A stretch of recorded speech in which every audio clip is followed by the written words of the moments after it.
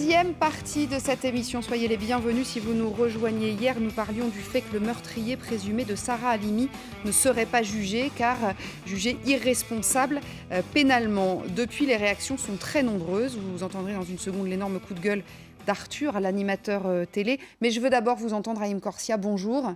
Bonjour. Vous êtes le grand rabbin de France, on vous connaît bien sur cette antenne. Merci d'avoir accepté notre invitation. Vous en avez fait une tribune dans le Figaro. Cette décision, vous ne la comprenez pas. Et vous dites même que la France doit se réveiller.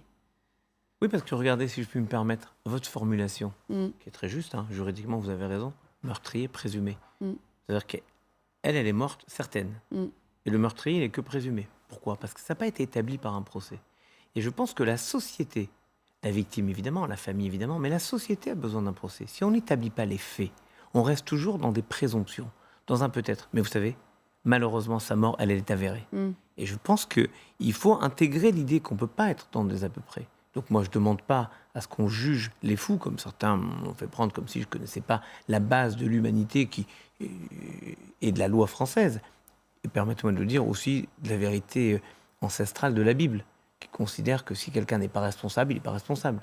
En revanche, quelqu'un qui se met lui-même en état d'irresponsabilité, un peu comme les uns ou les autres qui organisent leur insolvabilité quand ils ne veulent pas déférer à la demande de la justice pour réparer les dommages qu'ils ont causés aux uns aux autres, eh bien, ils ont une part de responsabilité, c'est ce que je demande. Et permettez-moi de vous dire que le président m'a plutôt donné raison, puisque 2 jours plus tard, dans le même journal, il a, au cours d'une longue interview, expliqué qu'il allait demander au gouvernement de réparer cette incohérence entre le bon sens et la justice. En fait, il y a 2 choses dans ce que vous dites. Il y a le fait de dire organisons un procès, quitte à ce qu'il soit à l'issue du procès déclaré irresponsable, mais organisons un procès. Moi, je ne suis pas spécialiste. Voilà, c'est ça.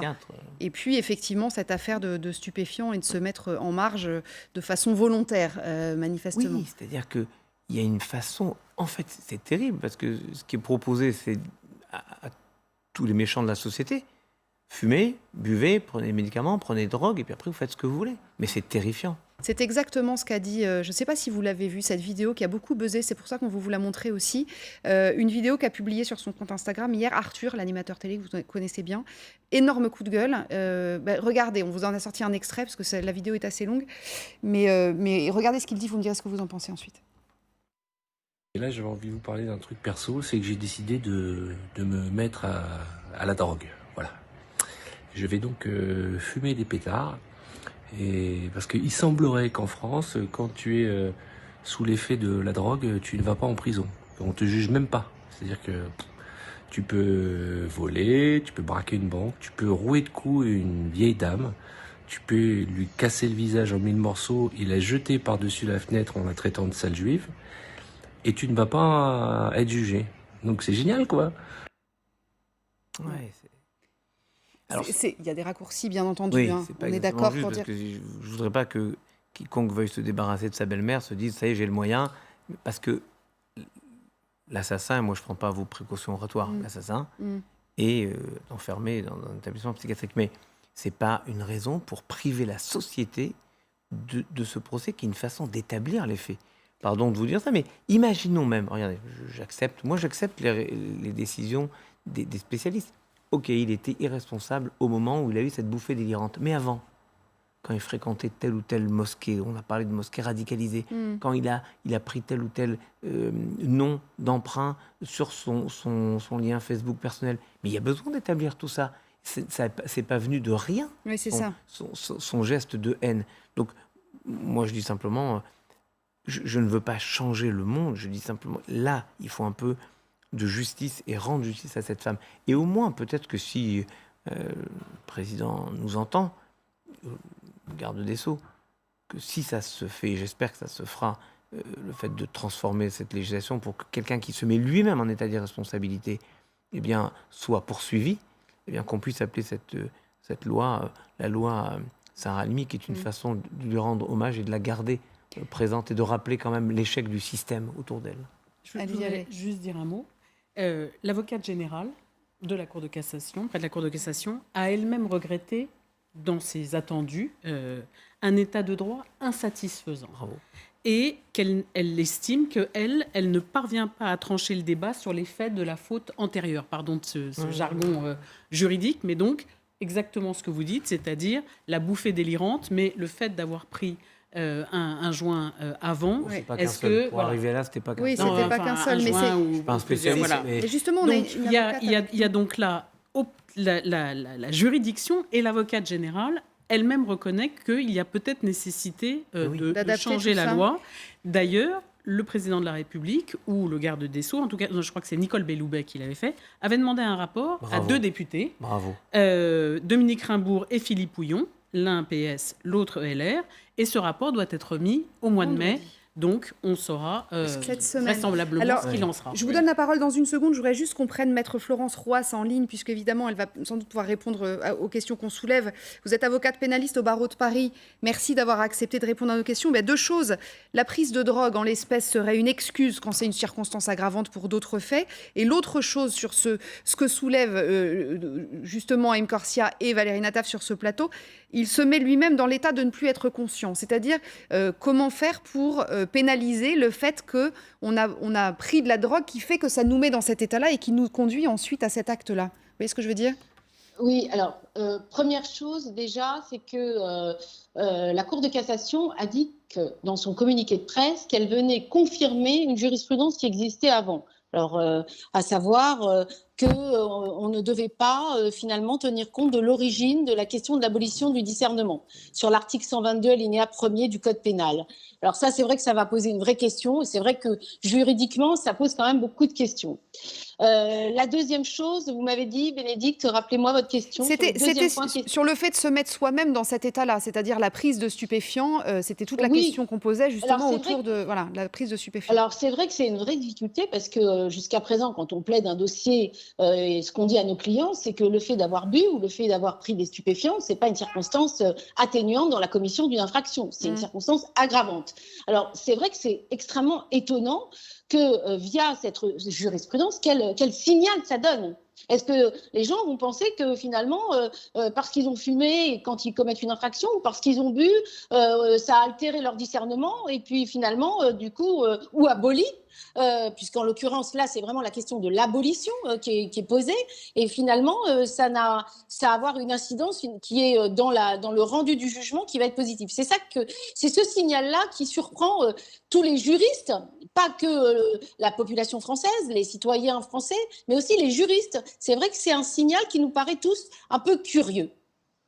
Merci beaucoup, merci Maître. C'est vrai que tout le monde est surpris, hein, Patrice, on l'évoquait d'ailleurs hier. C'est incompréhensible à tout point de vue, en fait, sans être un juriste. L'exécutif dit toujours, oui, ils ont raison, parce que c'est la tradition républicaine, eux ne commandent pas des décisions de justice. Sauf que si. On a bien senti qu'ils étaient quand même extrêmement euphémismes, gêné, puisqu'il disait on pense d'abord aux familles de la victime. Mais le président Macron en avait même déjà parlé avant même le procès, en disant on ne comprendrait pas qu'il n'y ait pas de condamnation. Oui, il avait souhaité qu'il y ait un procès. Oui. Et il avait été d'ailleurs critiqué pour avoir dit ça. Peut-être que c'est ça qui a effectivement été... Ce qui met vraiment mal à l'aise, et plus que ça dans cette affaire, qui est absolument terrifiante, c'est que, je sais pas, moi je suis pas juriste encore une fois, mais dès le début, on a l'impression qu'il y a un problème. C'est ça qui est invraisemblable, puisqu'il y a eu des difficultés pour qualifier le crime en crime antisémite. Ça a pris des mois. Alors mettons les pieds dans le plat, Haïm Corsia. Oui. Mettons les pieds dans le plat. Est-ce qu'il y a un problème avec le fait que ce crime ou ce meurtre, ce crime plutôt, soit antisémite ? Enfin, pardon, hein, c'est pas ce que j'ai dit. Hein, non, mais c'est moi je pose la question parce que peut-être qu'il faut se la poser. Il faut entendre ce questionnement qui est en même temps un cri de vérité. Il y a quelque chose d'impensable dans la violence, l'horreur du crime. Et évidemment, en venir à réfléchir et à nous poser au cours d'un procès pour savoir comment on peut en arriver là, ça pose de telles questions que inconsciemment, attention, je dis bien inconsciemment, je me dis, les gens préfèrent dire, bon allez, on n'en parle plus, c'est fini. Non, il faut en parler. Et tout le sujet est là. Vous avez parfaitement raison. La ministre, Madame Belloubet, avait chargé une mission parlementaire. Alors les deux ont fini leur mission parlementaire, ils ne sont plus députés, mais ils vont rendre ce rapport. Parce qu'on a besoin de comprendre comment on déclare. Il faut m'expliquer pourquoi dès que quelqu'un fait quelque chose d'insupportable par la société, il est soit fou, soit c'est un loup solitaire. Enfin bref, on ne prend pas notre part de responsabilité. Parce qu'on décide de ne pas voir ça, la problématique en face, en fait. Il y a un non-dit et finalement, un impensé dans la société qui consiste à dire ce n'est pas possible. Mais c'est. Oui, il y a des gens capables d'égorger quelqu'un, d'égorger un professeur. Oui, il y a des gens capables de taper une dame et de la jeter par un balcon. Et ça nous paraît tellement impensable que ça ne peut être que de la folie. Mais dire c'est de la folie, c'est aussi nous interdire de réfléchir sur le fait que ça peut arriver. Et donc c'est le produit de notre société, de la violence de notre société. Et c'est le produit d'une sorte d'abandon, peut-être de laisser faire, je ne sais pas. En tout cas, moi j'ai besoin, et vraiment merci d'avoir dit cela, j'ai besoin qu'on réfléchisse à ce qui permet à une société de produire cela. Non mais on évoquait hier les sentiments de l'opinion publique française sur le fonctionnement de la justice et de la chaîne pénale, parce qu'on le disait juste avant tout à l'heure, pas seulement la sécurité, c'est aussi la justice. Ce qui, je sais pas, moi, encore une fois, je suis pas juriste, mais c'est cette affaire, mais c'est quand je dis mais mal à l'aise, c'est bien pire que ça, bien évidemment. Mais surtout, on aimerait bien comprendre comment on peut en arriver à des décisions de telle nature. Et je reviens dès le début où il a fallu donc 2 mois pour qualifier ce crime, alors que bon, je connais pas le dossier par principe. La tentation d'un autre d'expliquer que c'est antisémite, moi j'ai dit tant que la justice ne l'établit pas. Je ne le dis pas. Oui. Mais quand la justice l'établit, pardon là, de revenir sur un truc un peu juridique, quand la justice l'établit, c'est donc antisémite. Si c'est antisémite, c'est que c'est pensé. Bien sûr. Et qu'on me dise après, c'était pas pensé puisque c'était impensé, c'était irresponsable, alors là je dis, c'est pas possible les deux en même temps. C'est soit l'un, c'est pensé. Et écoutez, tout ce que disent les voisins, tout ce que disent tous les témoins de près ou de loin, c'est que ça a toutes les caractéristiques d'un meurtre antisémite, avec la volonté de choisir la victime, etc.